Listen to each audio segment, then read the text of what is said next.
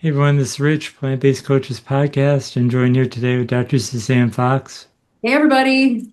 And we're hoping you'll subscribe to our channel. We're trying to get to 1,000 subscribers, so that would be great. We're bringing a lot of great guests, including our guest today, Dr. Laurie Marbas. We're so honored to have you here today. Yes, Uh, thank you. It's nice to be here. yeah, we wanted to cover type 2 diabetes and pre-diabetes and the best ways to avoid and possibly reverse type 2 diabetes. It's such an important topic since so many of our clients have to deal with that. And I was pre-diabetic years ago as well, and I reversed it with a plant-based diet, so I know it can be done. Dr. Marvis, can you start by telling us what leads to pre-diabetes and eventually type 2 diabetes?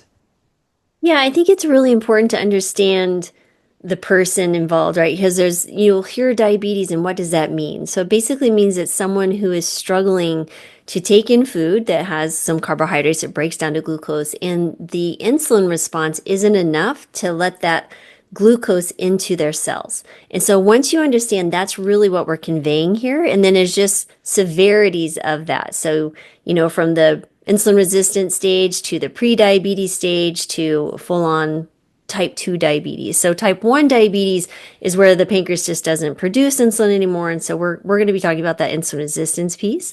And so what leads to that, excuse me, my nose is a little running, is thinking about the cell as almost uh, let's say it's like a factory, right? And so you have to have energy input into your factory in order for it to actually be utilized. Like it has to keep the lights on and keep the workers fed and keep going.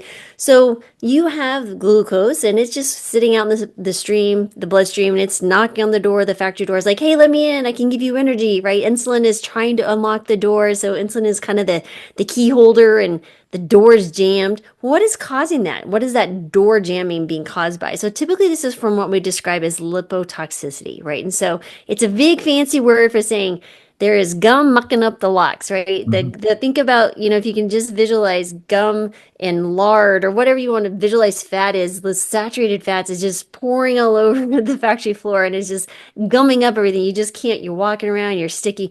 That's the kind of thing that's occurring because now what you in more real terms is that insulin basically glucose responder or transport, it's GLUT4 is what it is, a receptor. It's coming to the door and it just can't. That whole transmission of moving that glucose receptor where it goes in and grabs the glucose and brings it in is not working well. And so that's kind of the poison that we're talking about is a lipotoxicity piece. And that evolves from eating, a very excessive caloric diet, someone who has basically gained weight and they've um, basically outstored what their capacity is. So what I mean by that is under our skin, we have subcutaneous fat.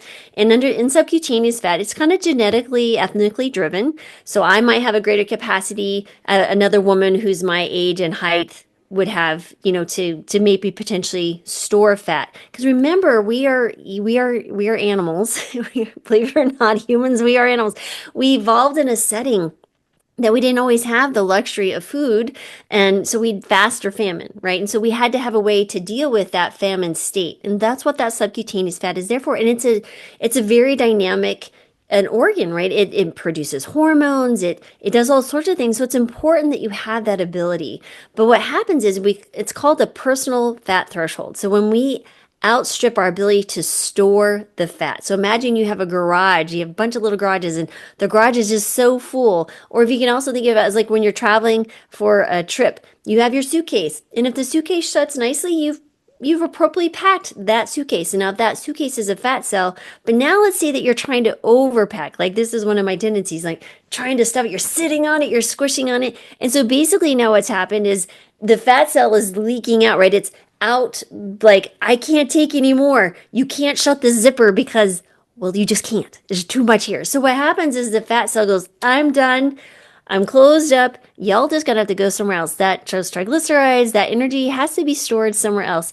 And so what that means is the organs start taking in, right? The muscles, which is your huge glucose sink. 80% of all the glucose that we absorb after eating goes to our muscles. So the less muscle mass you have, That's another big issue. Then if you type in, you're overeating, you're beyond your capacity to store fat, that fat goes to the liver, it goes to the muscles, it goes to the pancreas. And that's where we start seeing also visceral fat, that fat wrapping around these organs. And that's what they call the apple versus the pear shape. You're getting that inflammation. And that type of fat is very inflammatory. So remember, when we're back to the suitcase and it's overstuffed, what happens is, think about if you have a core, you have a circle, right? And if the tissue, the fat tissue, needs to be getting nutrients, because remember, it's a very important tissue. It's not something to be hated. Yes, aesthetically, people like, I want less fat, but it's actually very important that you have some fat because it makes hormones and all these things. So remember, when we have this circle, let's say, and we're getting our nutrients via absorption, right? It's like that osmosis effect, right? Imagine a sponge soaking up water. But now if you've grown really big, in the center of that circle, imagine, or a ball that grows, you're losing the capacity to absorb all those nutrients, and those cells actually inside the cells begin to die, right? And so now it's sending out these messages like, oh my God, immune system, come and help me. So we get this immune system response, which is an inflammatory response. So you'll see inflammation increase, which further drives insulin resistance through some other mechanisms. And that's all how it starts, right? And so that's the cascade of events. You have loss of muscle. Maybe you're sedentary. You're not focused on really, exercising, doing that resistance training, lifting heavy things. You're eating too many calories and ultra processed foods that are, they punch, a mega calorie bite, but there's zero nutrition. So we're also nutritionally starved, right? We're missing those micronutrients. We're overloading our poor fat cells, and we wonder what's going on. And so that really is how that cascade begins. And I really want to use that visualization so people can understand what's going on in their bodies. Definitely, definitely. That's such a good description of it. So I didn't realize that. I mean, you hear about the fat storage problem and things like that, but I didn't hear about the inflammatory part of it, which makes sense. Yeah. Yeah.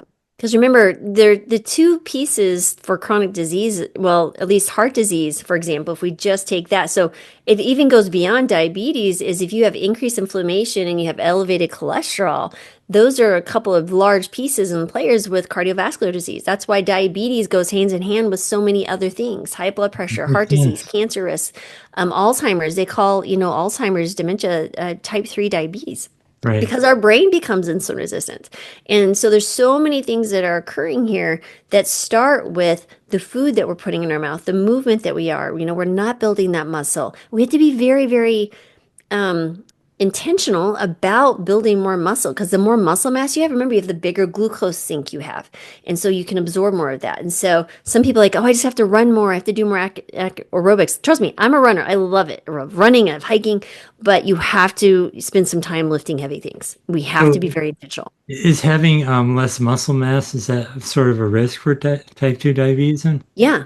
I would say absolutely so, because we're in a perfect storm right now with, modern America, modern world, is we're not moving. So we're losing that. Everything's getting easier for us technology wise, but the problem is our bodies weren't made for that. Like, we weren't made for ease. We were made to work and move our bodies. Motion is lotion for our joints and for our mind. There's so many good benefits that come with movement, and especially doing resistance training. So at my age now, I'll be 55 in October. I'm very, very intentional about making sure I do resistance training in a progressive overload manner to make sure that I'm going to be able to maintain what I do have. And as we get older, that gets a little bit harder, but you do have to be more intentional.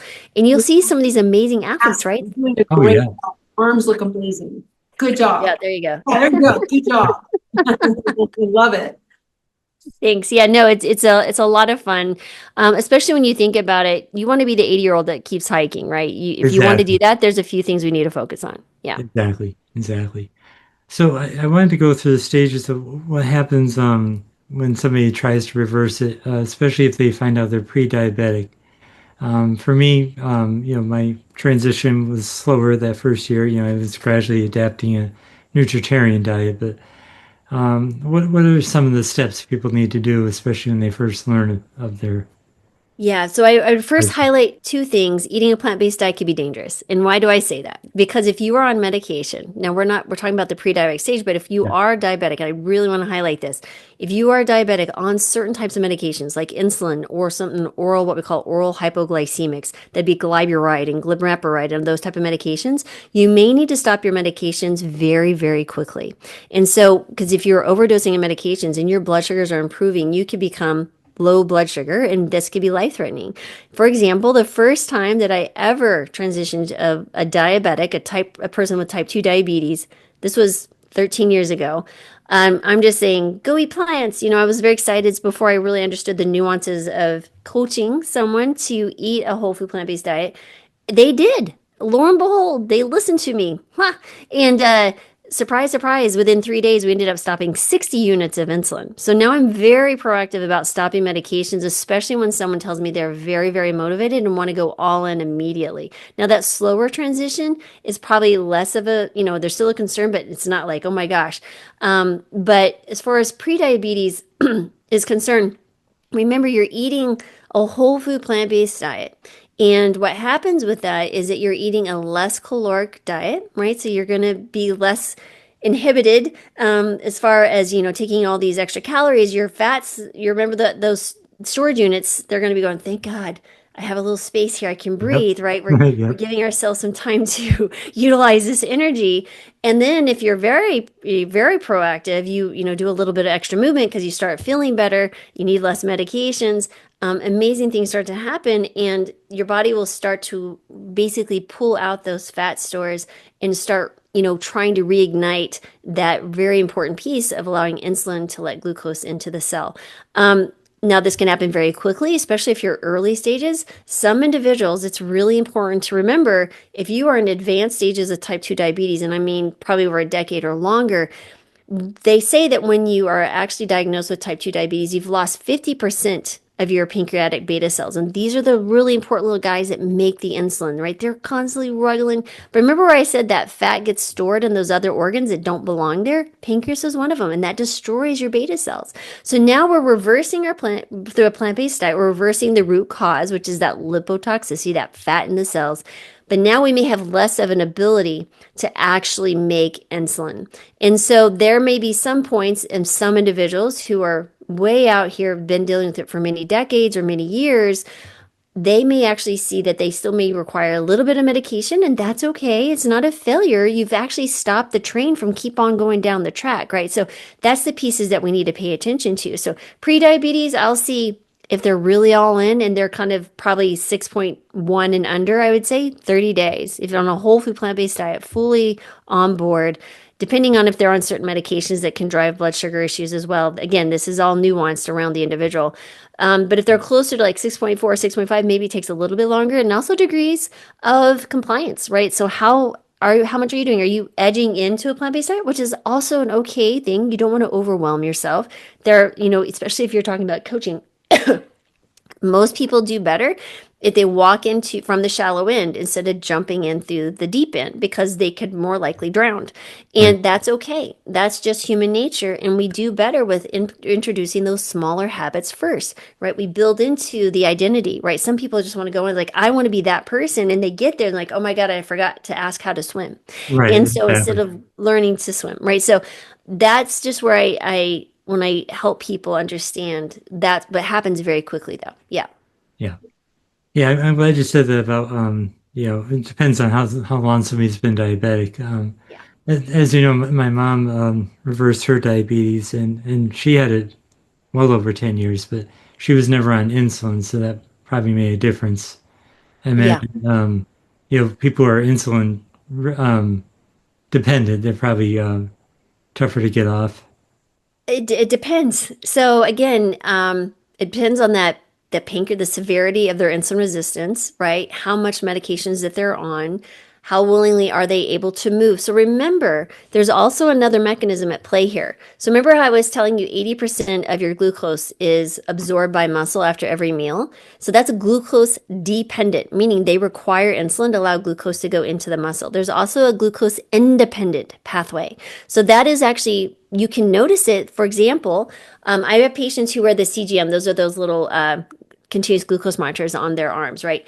What they'll say, and you'll see, and there's one of the things I encourage people to do is walking after a meal. So they eat, and maybe it's staying high, and they go for a walk, maybe, half an hour after they finish eating, and it drops very quickly, and then they stop and it bounces back up. And they're like, why is that happening? I was like, well, let's think about that. So you have your glucose dependent, meaning after the meal, the insulin is released by the pancreas and that goes into the muscle. But then there's this independent, as the muscles are contracting, right? It'll actually do this without insulin, bring up that same receptor and pull in the glucose. So I tell people this, it's like this. If you were a caveman, so there's caveman, Richard, there's caveman, Dr. Fox here. And you suddenly are just sitting there minding your own business, and a saber-toothed tiger comes up and is like, well, you look like a delicious meal. Your muscles need to be going, I need to get out of here. So you need a really quick reaction response. We don't have time to wait for pancreas to go, hey, brain said we need some of this because we're stressing out about this saber-toothed tiger coming by. Yeah, that's a very inefficient way. So you can think about it as the muscles need a very quick solution to be utilizing energy. And so that is one really important piece is movement, right? So now we're also engaging the muscle. We're making them more insulin sensitive, and it can bypass the need of more medication or more insulin production from your pancreas. So the more you move, the better your insulin resistance is going to improve, or faster your insulin sensitivity will occur. So remember, movement and food, these are such two powerful levers that you can do. Yeah. How much movement is appropriate? I would say, honestly, the more movement you can do, the better. But of course, I don't want people to become obsessive. Again, this walks in small habits is my moniker. It's like a healing habit, right? So, for example, the really important piece I really want to highlight here is when you eat some food, I would wait 20 to 30 minutes before you do your walk. And the reason is because you have to give your body time to digest and start absorbing that food that you just consumed. If you do it immediately afterwards, you're just lowering the glucose that was already hanging out in your blood. But if you, let's say it works really nicely too, you could probably even do it closer to the meal. If you have a longer meal, like let's say that you spend an hour eating, you could probably go right afterwards because some of that meal is already starting to be absorbed.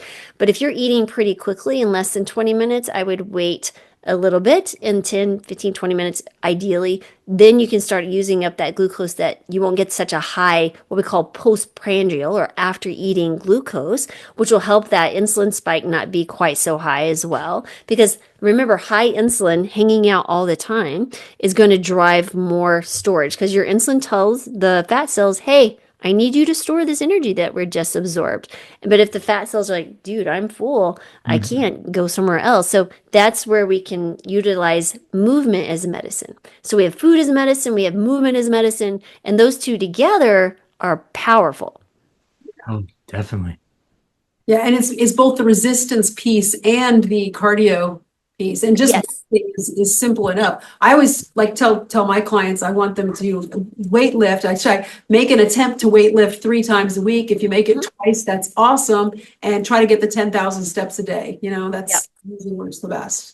Yeah, and it's interesting, 10,000 steps started out as a marketing campaign, but then there's actually data showing that 10,000 steps is an actually fantastic milestone, especially decreasing risk for dementia and things like that. So yeah, I think 10,000 steps.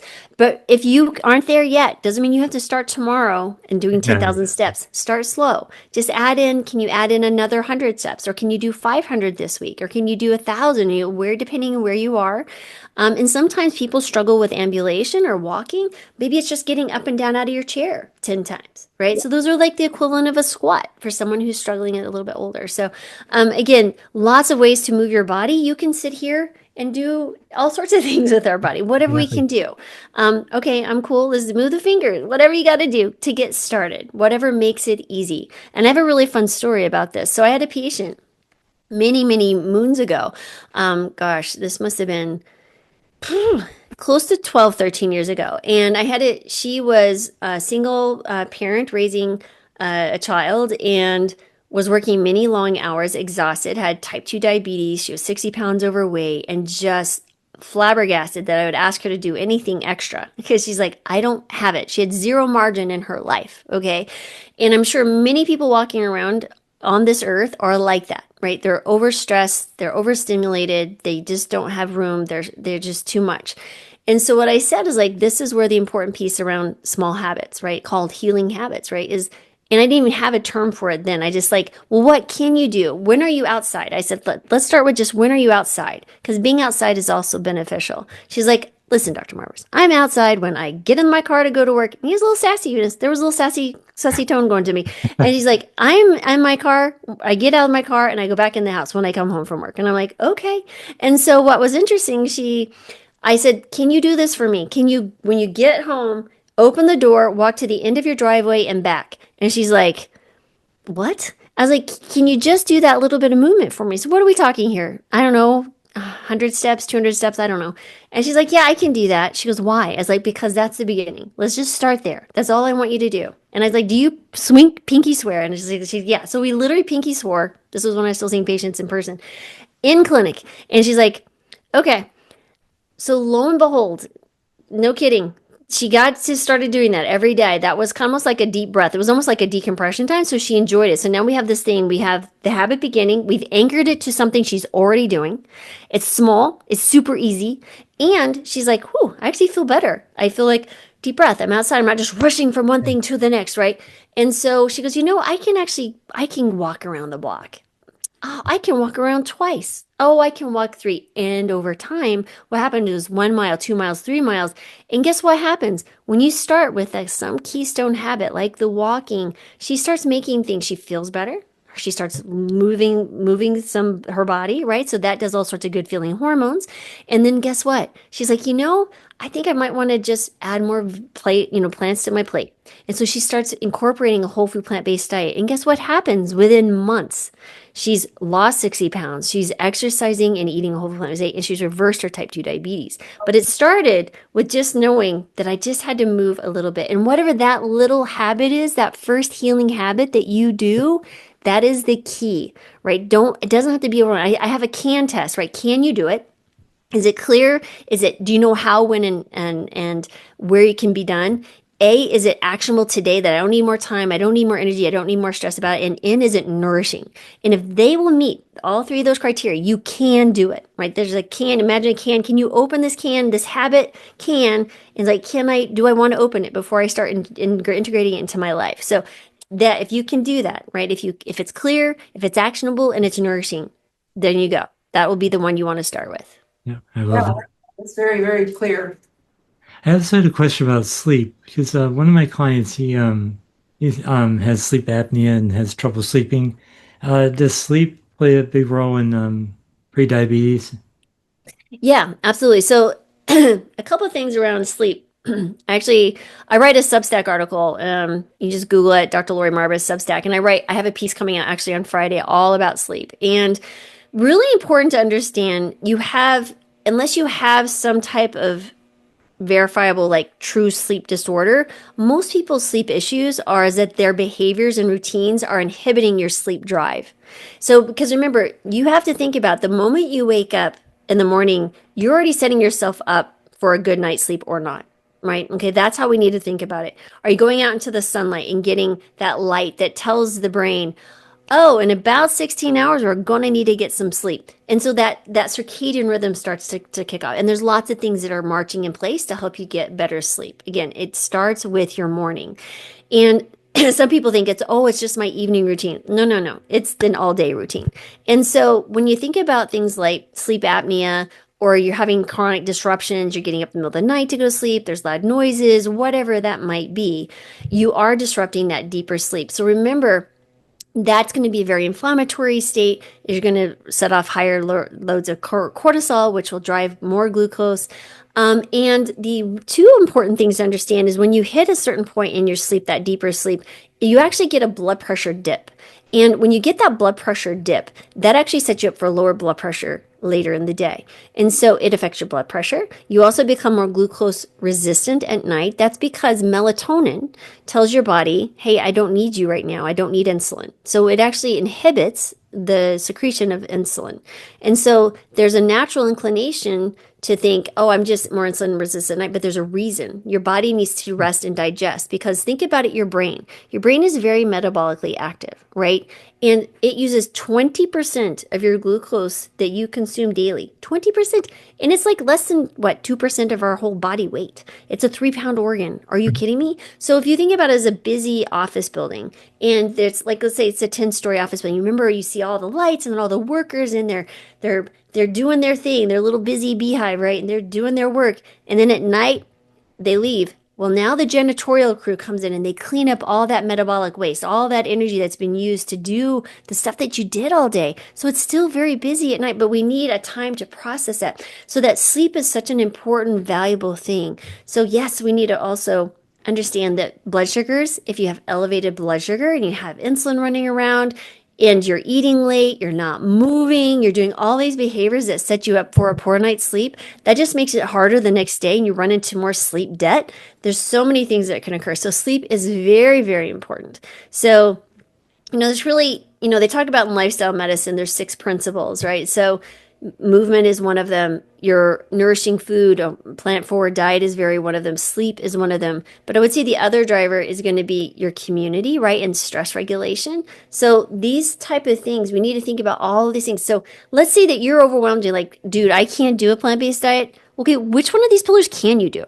Right? Which one of these can you do a smaller habit? Because remember how my person, she started just with walking down to the end of her driveway.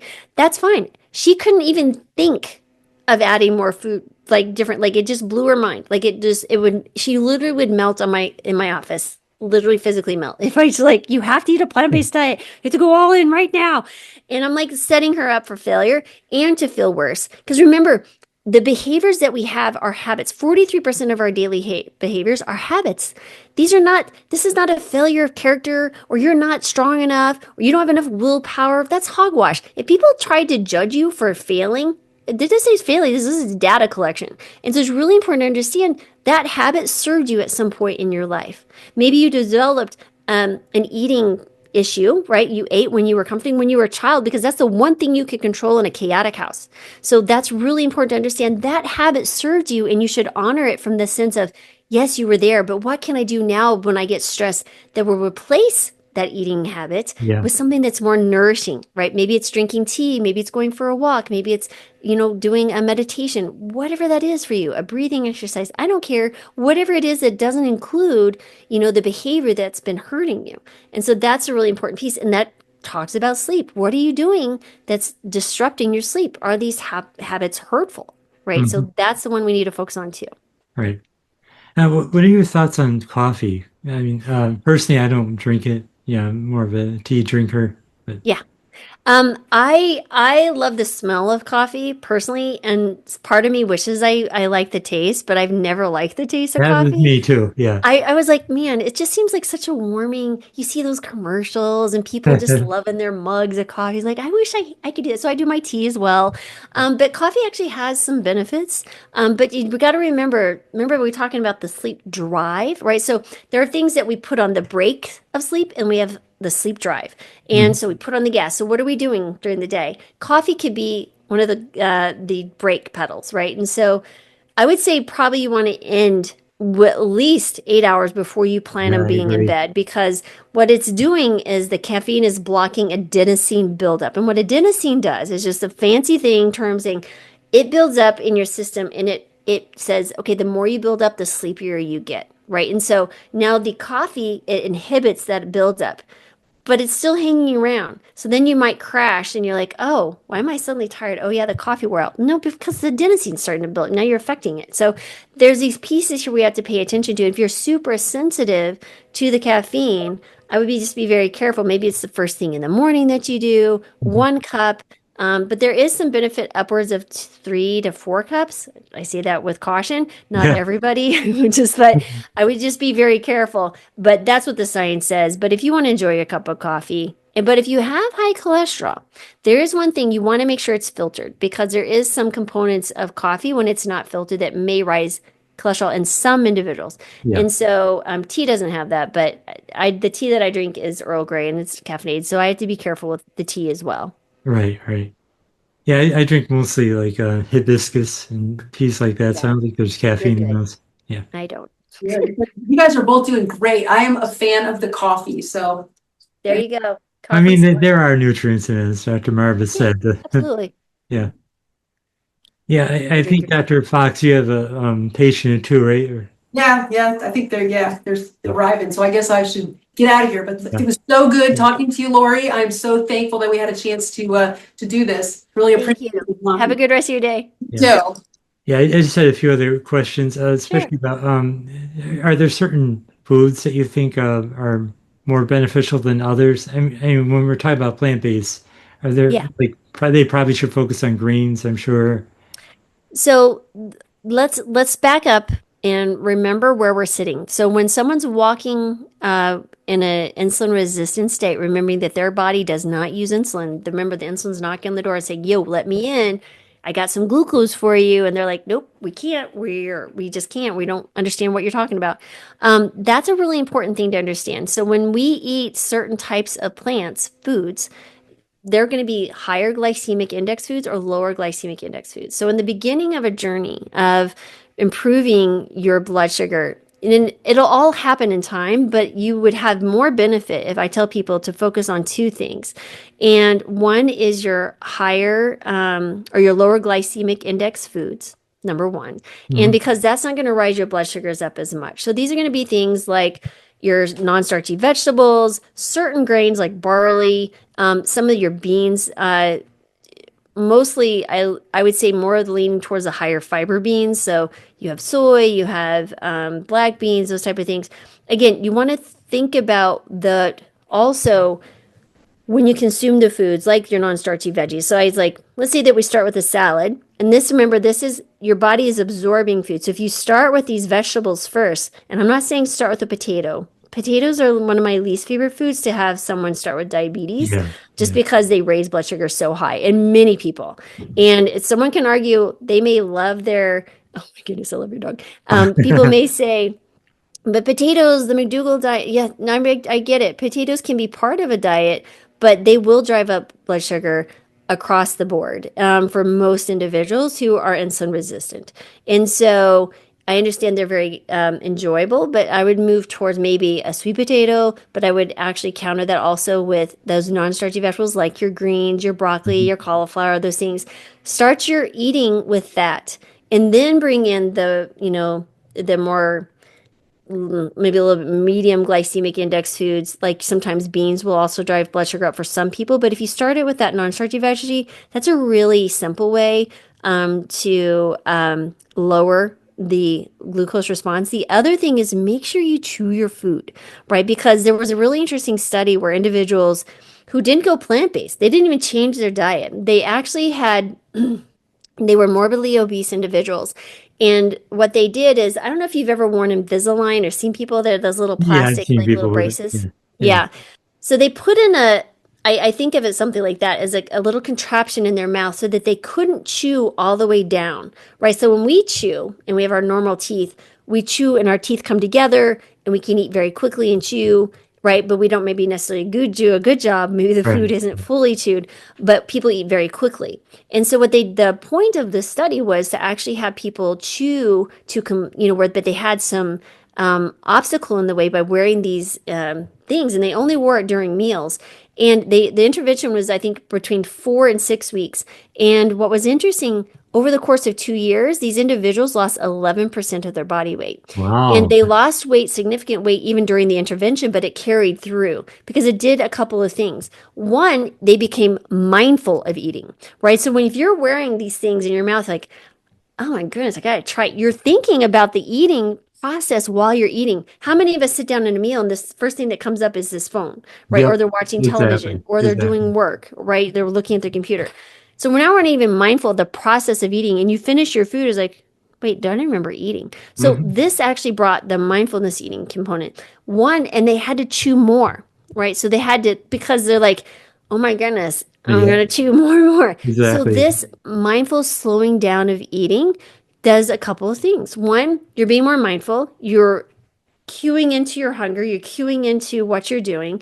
And it gives time for the stomach to stretch. These stretch receptors, this send signals to the brain and send hormone response to the brain saying, we are eating and we're full. So you're eating less and you're spending more time eating. You're probably chewing up the food even better. You're going to be absorbing those micronutrients even better. So all of that in time, like eating the lower glycemic foods. I also like higher protein plant foods because they're more satiating for individuals and they typically come with higher fiber. So if you look at certain foods, if they're a little bit higher glycemic index, they tend to have also a lower fiber amount.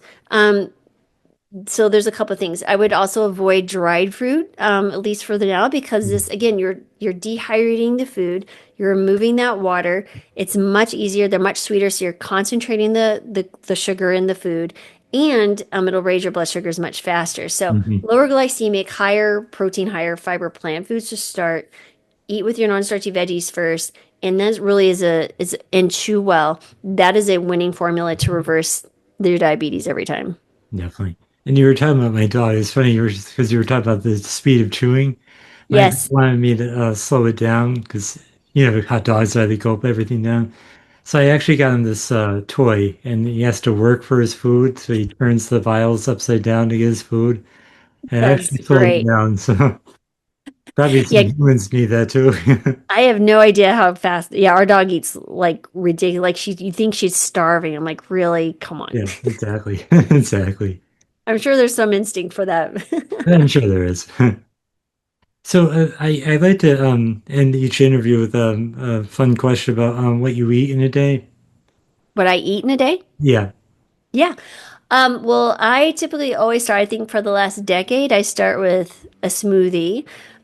One, it's a great way for me to get in a lot of greens and a lot of good stuff very quickly. Well, I shouldn't say quickly. I spend Yeah. around 30 minutes to 45 minutes drinking it. Yeah, you have to And drink so those slowly, right? I'm sorry? But you usually have to drink smoothies slowly, right? You don't want to Yeah, drink because fast. that's a large amount of food, right, to consume very quickly. I mean, you could drink it fast, but now even I've worn CGMs myself just out of experiments. I've never been diabetic, but I drank that thing as fast as I could just to see what my blood sugar do, and it barely registered at like 110 when it was reading fast, and that was just because of quantity. But when I drink it slow, it never even goes above 100. And so, but Okay. it's three-quarters greens, and they're mixed greens. I'd caution people to do a lot of spinach or high oxalate foods because that can, if you're sensitive to like kidney stones or things like that, and it will decrease absorption of certain things. Now, spinach can be a part of it, but I'd make more of it like the lower oxalate greens. Yeah, So I'd do yeah, a big definitely. mix of greens. There's usually like, I don't know, 12 to 15 different greens when you look at the package. That's what I do. I do the baby. It tends to be a little bit less fibrous and easier to blend anyway. Hmm. So I put that's three-quarters, and then I use frozen pineapple, frozen blueberry, and frozen cherries. Just that last quarter, and then Yeah. will use soy milk or water as my blend. Sometimes I'll throw in a plant-based protein powder, depending on if I'm like doing resistance training and I'm wanting to Yeah, I kind of do the same. It depends. Yeah. Yeah. yeah, so um, I think Compliment has a decent protein powder, and there's Yeah. also another one, NorCal. I think it's a pea protein from Nor. It's called NorCal Organ or Organics or something. Yeah. That one's actually very low calorie but high quality plant-based protein. So yeah, there's a few different ones. Right. And then do you usually do lunch or wait till? Oh yeah, that's the first day. So then at lunch, so my husband and I used to split the smoothie, but now he's doing some other things. He's plant-based as well. And so I still like to make the whole smoothie. So I'll have these maybe the smaller portion of the smoothie with my lunch. I'll usually do what's been on the agenda this I tend to batch cook. So I get really boring. I can eat the same thing days on days. So Oh, me too. I do a three bean chili with veggies, there's bell peppers in there. There's some corn, onion, tomatoes, cumin, chili powder. Oh, goodness gracious. I'm getting hungry. Sometimes some paprika. Yeah, so that chili. And then I go through periods where I love like a chickpea salad, also with lots of veggies. Throw in Mhm. more greens on that. You can put it on top of a green salad. You can make it a wrap. You can make it a sandwich. More recently, I also like veggie burgers. I like the actual veggies. They're Oh, literally all it yes. is Yes, I'd buy those too. Those are yeah, great. yeah, those are No great veggie ingredients. burgers. Yeah. Yeah. Sometimes I'll go through a period where it's as simple as beans, a grain, and a salad, and Yep. so or a sweet potato or something like that. I tend to I more recently not eat after maybe 3 or 4 p.m. and I'll drink earlier my smoothie. So I'll probably we go for a 3 mile walk every morning, and then I do my smoothie. So probably between the hours of I don't know 7:30 and 3 is my eating window Hmm. typically. Yeah. Just that I find I feel better and I sleep better if Sure. I eat don't eat like probably 4 or 5 hours before I go to bed. And that's just more, I'd say, since menopause, but I don't know. Maybe it's just my mind. I don't know. But that works for me. Yeah. And I think that works for a lot of people because we tend to eat. Now, if we go out to eat or something like that, of course, that might be later. But I usually notice I don't, I don't Yeah. know. Depends Yeah. on what we're A lot eating. of people are that way. Yeah. Yeah. Yeah. Yeah. And your guys' diet sounds great. You got me Yeah. hungry. It's yeah, the one other piece is, travel. We're about to hit out on our RV. We lived 10 months in our RV just for traveling around the country. We're going to spend another 6 weeks here shortly because right now we're in Las Vegas Right. helping one of our kids settle here and it's just too hot. So we're leaving for another 6 weeks. We're heading north. And so you think in smaller quantities. So there's, some brands, you might be able to get some quinoa, brown Mhm. rice, and those little preheat packages. Sometimes we do those type of things. Again, it just depends. But I love fruit, but fruit's more of a side for me. Yeah. I've versus yeah, because honestly, I only eat a certain prescribed. I'll forget to eat because I get so busy some things. So, um, yeah, I don't know, but that's how I typically do it. I don't eat a lot in one meal, but Right. it's enough to keep me satiated. But yeah, Sure. Sure. So how do people find you? I know you yeah, do telemedicine and if you want to mention your website and yeah. how best they can reach you. Yeah, I think they're just go to drmarbas.com. So DRMAM as in Mary, ARB as in boy, AS.com. Everything's right there. They can schedule appointments. I am licensed in all 50 states. So I've seen patients in all 50 states, and I'm also licensed in DC. And so over the years, I've been able to say hi to a plant-based eater in every single state, which has been really kind of fun to say. That is, yeah. Um, and then the Substack, I think, is really where I and been spending a lot of time is really crafting daily newsletter that people can, really understand complex. I use a lot of storytelling and very actionable items. There's a worksheet with every post as well, and it's been a lot of fun. It's grown very, very quickly.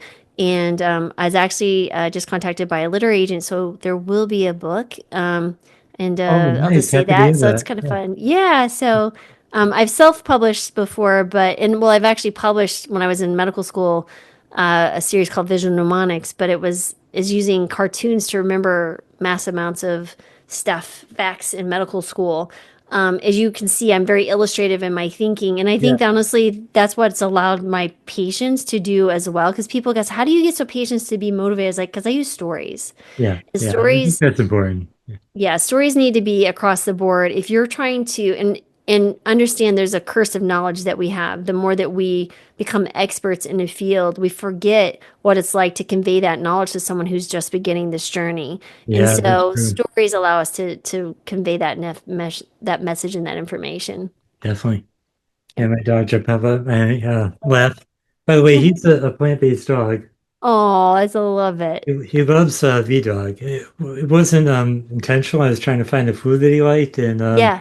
yeah, he loves V-Dog, so I'm happy I'll with have to that. look And, that up. yeah, and he's thriving on it. So Oh, fantastic. yeah, V-Dog. Okay. yeah, yeah. They have it on Amazon. They have their own website too. Oh, cool. Okay. Just V and a dog. Yeah, yeah. Okay. Oh, Cool. thanks. Yeah, this is a lot of fun. I appreciate it. I know you're Yeah, of busy, course. so yeah. You usually Absolutely. post within a couple days, so I'll Okay. send you an email once it's posted. Okay. That sounds good. That sounds Okay. fantastic. Someone's giving you kisses. Yeah. Okay. All right, Richard. Have a good rest of your day. You too. Bye. Bye.